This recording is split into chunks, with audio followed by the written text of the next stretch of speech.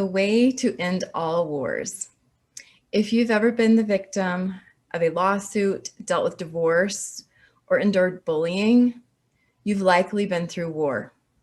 The intensity of conflict can threaten our health, emotional well-being, and self-esteem. Social conflict can start young. Even before we know how to read, we're likely to know what it feels like to lose in social settings. It can feel like the end of the world, even in a life that's just beginning. Poppy was confused.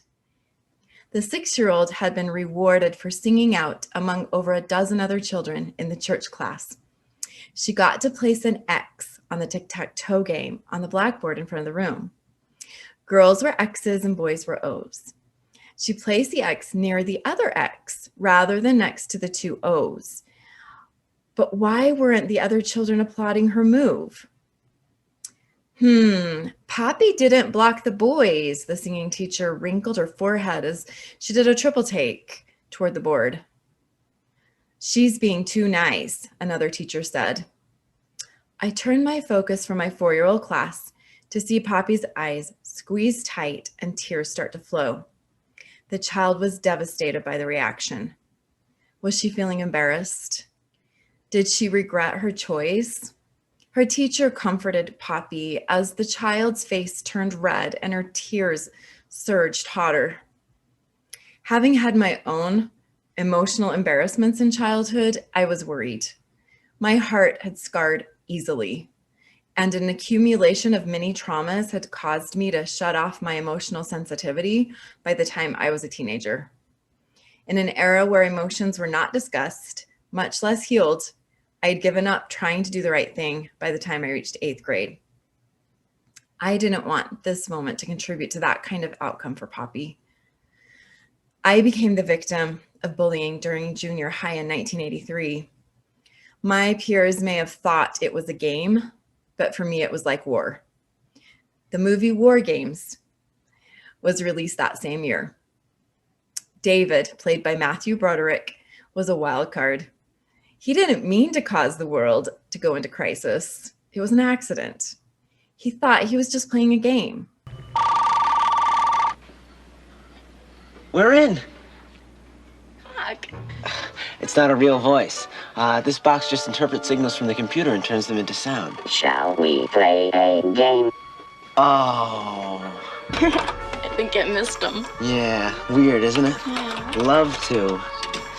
How about global thermonuclear war?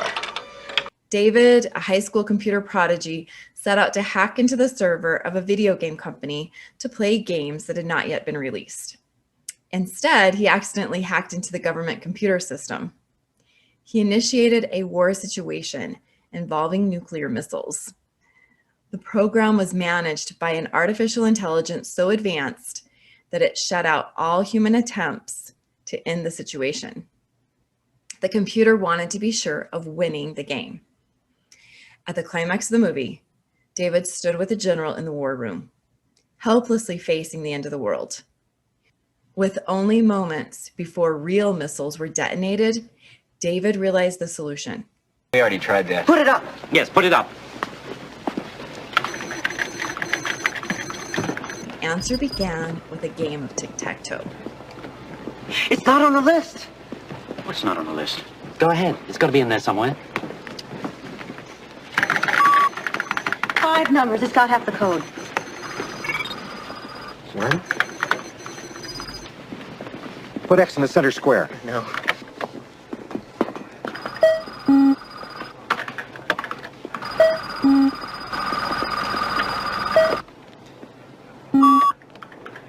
Six up. There's no way you can win that game. I know that. It doesn't. It hasn't learned. The next step was to make the computer play itself at tic-tac-toe. Is there any way to make it play itself? Yes, number of players 0.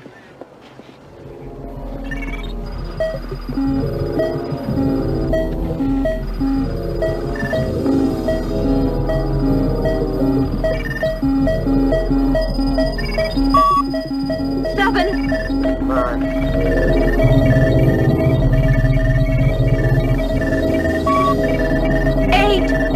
Let's be caught in the loop, storing more and more power from the rest of the system.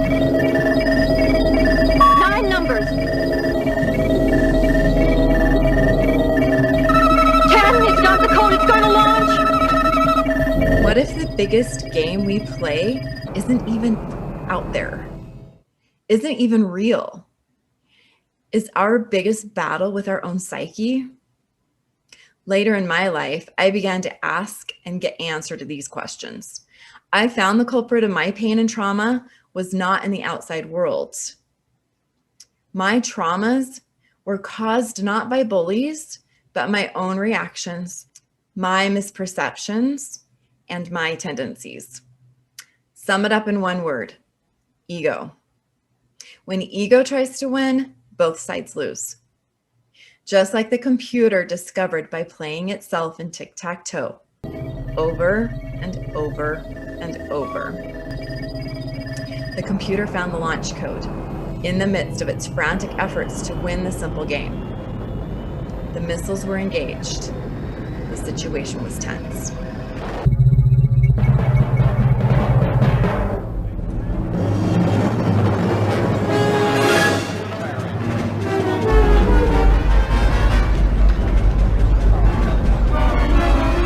Then the computer figured out the game. It's learning.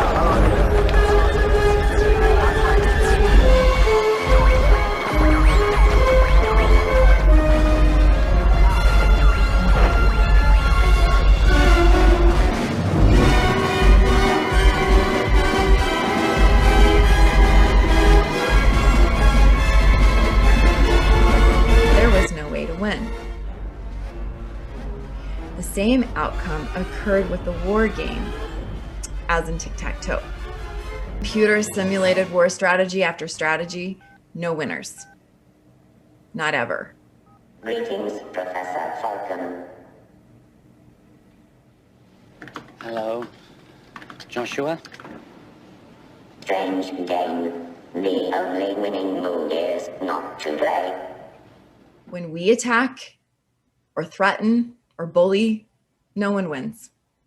The children's class finished another song, and it was the boys' turn to play.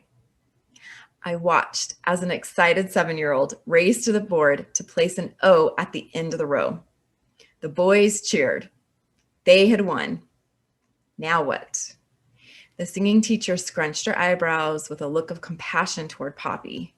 She hadn't meant for the game to cause injuries. Centuries of wars between countries, between genders, between corporations, and even spouses have shown us much of what we do not want. So the question is, how do we win?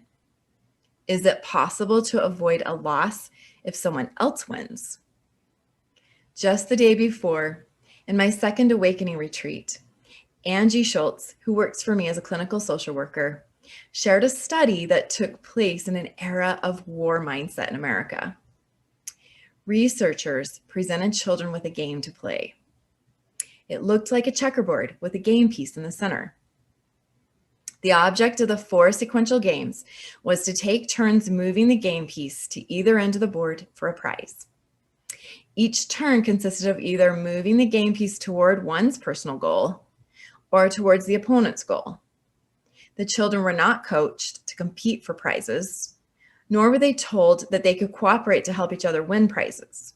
The results of the study showed that the more Americanized and the older the child, the more likely they were to compete with their opponent.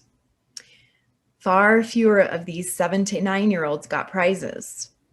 Often, both children ended up frustrated, not seeing any way to win the game.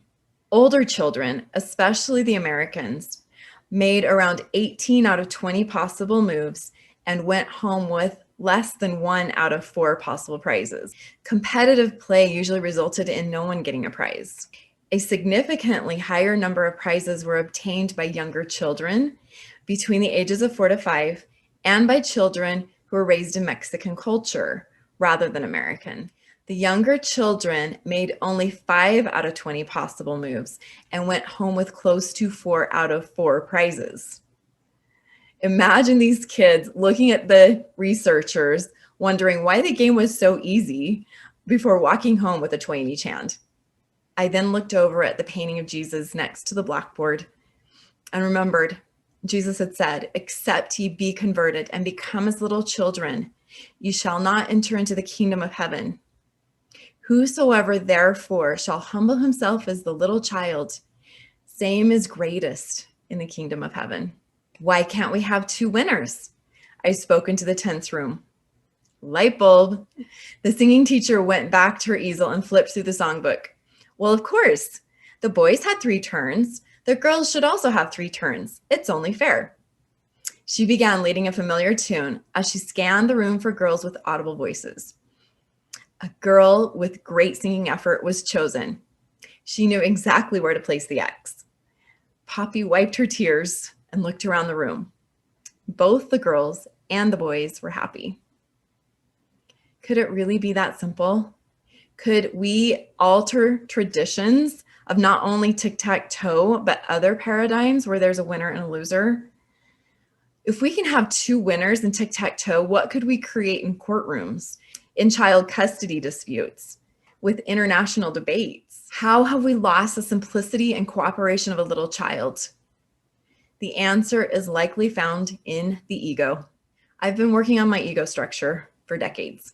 It's an ongoing process of resolving my own inner battle. I'm grateful for a life curriculum that ultimately led me to The Secret, one that ends the war. The Secret became the core element of my doctoral studies in resolving conflict. I've included it in my training programs for couples in conflict, families losing hope, and individuals running around destructive cycles. The Love Solve training incorporates this simple secret along with emotional intelligence. The secret to inner peace is quieting the ego mind. The bigger solution begins within each of us. Ego poses as our only opponent. A Course in Miracles says, egos can clash in any situation, but spirit cannot clash at all. The way to end all wars is with ending your own. Learn more about conscious solutions at www.amillionatone.com and check out #LoveSolve and #EndYourWar.